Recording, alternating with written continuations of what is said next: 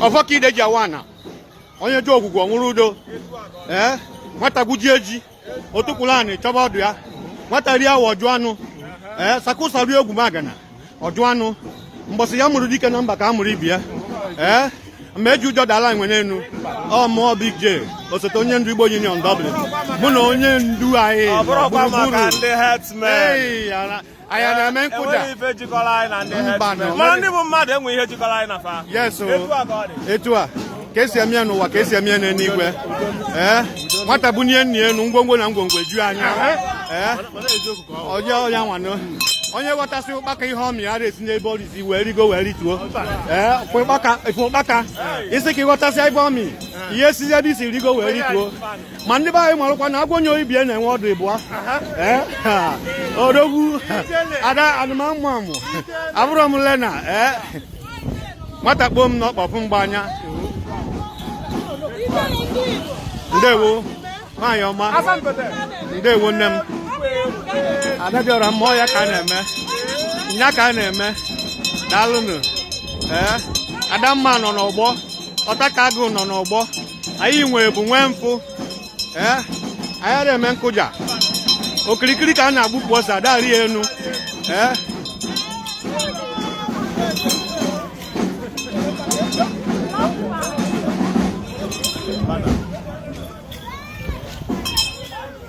Ọ ndị Igbo Union Dublin. Igbo Union Dublin IUD ọ anyị nwa na-aga. Na ụmụ nwaanyị obi dị ya. Ụmụ nwaanyị anyị, ụmụ ọmarịcha ụmụ nwaanyị anyị.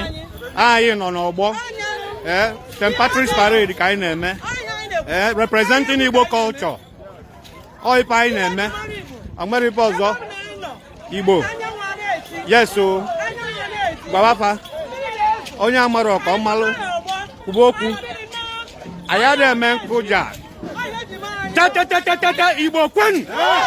Cha Igbo kwen. Kwezwen.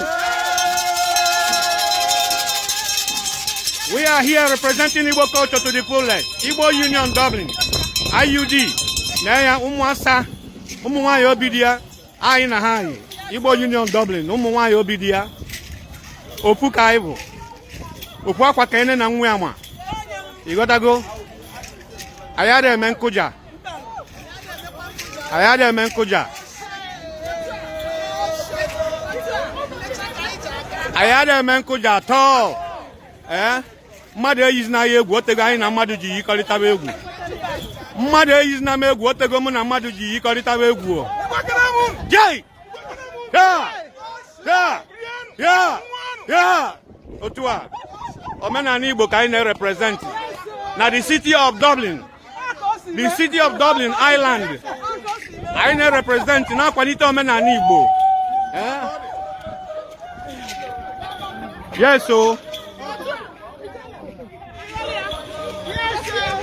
Were gaba nwaanyị ọma. Yes, o. Ewu. Daalụ. Ọ ya. Nya ka anyị na-eme. Egwu adịrị ya. Yes, o. Sawa. Onye ndu emeritus JK ọnwụ mere. Onye ndu our former chairman Igbo Union Dublin. Anyị ekele gị. Hats up. Respect, sir. Yes, so. Happy St. Patrick's Day. Same to you, bro.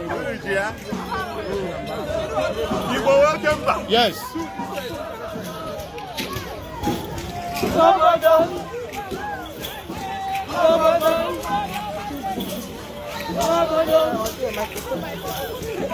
The former chairman of Igbo Union as well, Gregory Ume, Ugo Buzue, Otake of Umuamako, Ayakenege Onyeze, Ndewo, Happy St. Patrick's.